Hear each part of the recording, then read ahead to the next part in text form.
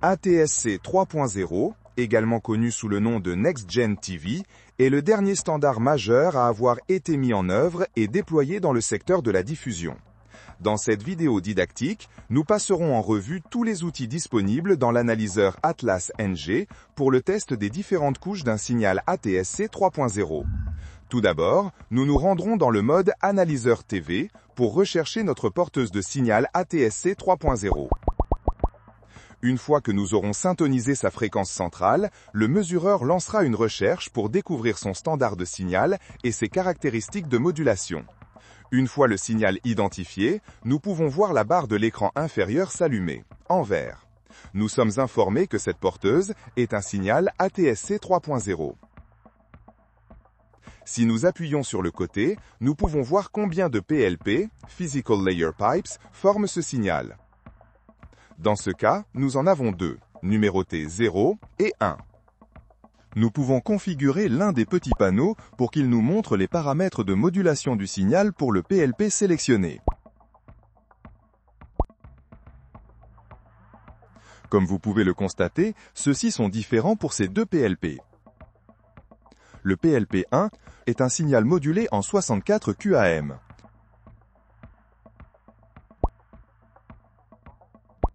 Tandis que le PLP 0 est un signal modulé en 256 QAM. Nous pouvons le confirmer en utilisant l'outil Constellation.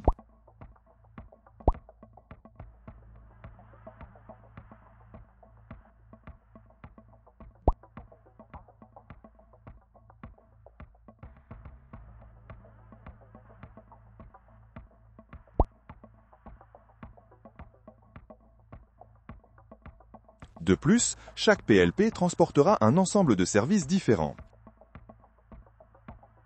Nous pouvons les vérifier en sélectionnant l'outil Vidéo et en appuyant sur son écran. Une fenêtre s'ouvrira où nous pourrons trouver les noms des services transportés par le PLP choisi. ATSC 3.0 spécifie l'utilisation des standards suivants pour l'encodage de la vidéo, de l'audio, des sous-titres, des informations de sous-titrage et des données de signalisation. Pour la vidéo, l'encodage HEVC est utilisé, avec un sous-échantillonnage de couleurs de 4:2:0 et une résolution spatiale maximale de 2160 x 3840 pixels. Pour l'audio, l'encodage AC4 est utilisé. La diffusion de services sur la large bande utilise les protocoles Route, Dash et MMTP. Ces paquets sont ensuite encapsulés dans des paquets UDP/IP et TCP/IP pour leur transport. Le contenu vidéo, audio et données de chaque service peut être inspecté en sélectionnant le service désiré et en choisissant « Paramètres vidéo-audio ».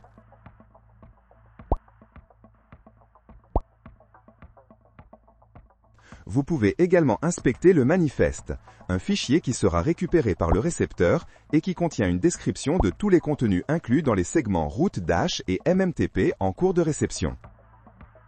Tous les différents paquets de la quinque de réseau, c'est-à-dire les paquets transportant les services vidéo et audio et les paquets transportant les données de signalisation, les sous-titres codés et les sous-titres, convergent tous dans la couche de liaison, où ils sont encapsulés ensemble dans un seul format de paquet commun appelé ALP, pour leur diffusion vers la calque physique au niveau de l'émetteur et leur retour à la calque de réseau au niveau du récepteur. L'outil enregistrement nous permettra d'enregistrer le signal ALP avec l'analyseur Atlas NG. Le préambule est une partie du signal ATSC 3.0 qui transporte des données, permettant au récepteur ATSC 3.0 de se syntoniser sur les paramètres de modulation utilisés pour la transmission, c'est-à-dire le formatage d'entrée, la modulation de code, la structure de tramage, etc. Les données de signalisation sont transmises en partie dans le préambule ainsi que sous la forme de signaux bootstrap. Ce dernier est un signal robuste qui permet au récepteur d'estimer le canal RF, de découvrir et de décoder le signal reçu, de constituer une liste de services et de transmettre des alertes du système d'alerte d'urgence. Mais sa fonction la plus impérative est de permettre au récepteur de se verrouiller sur le signal ATSC 3.0 reçu.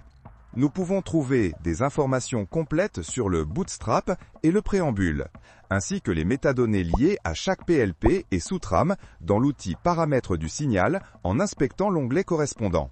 Une fois là, vous devrez maximiser son panneau pour voir toutes les informations.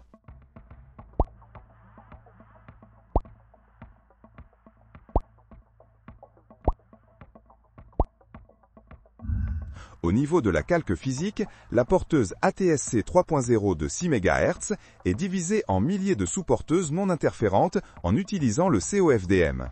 Un intervalle de garde est utilisé après la transmission de chaque ensemble de symboles afin de rendre le signal résilient face aux échos, et aux transmissions d'émetteurs distants dans le cadre du fonctionnement du réseau SFN.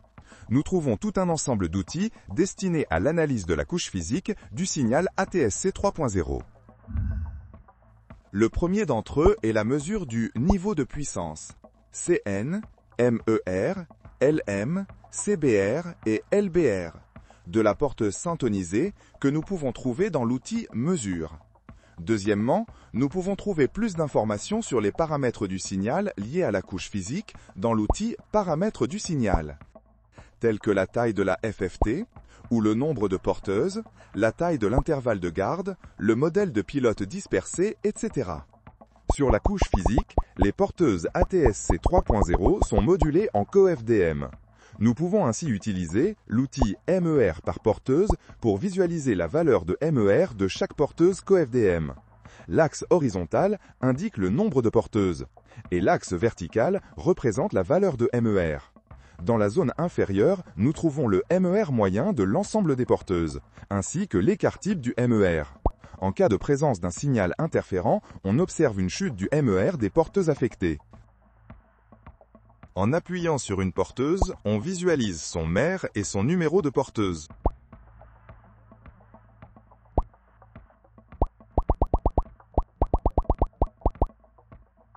L'analyseur d'écho peut détecter et afficher les échos qui peuvent se produire en raison de la réception multiple du même canal numérique terrestre ATSC 3.0 avec différents délais.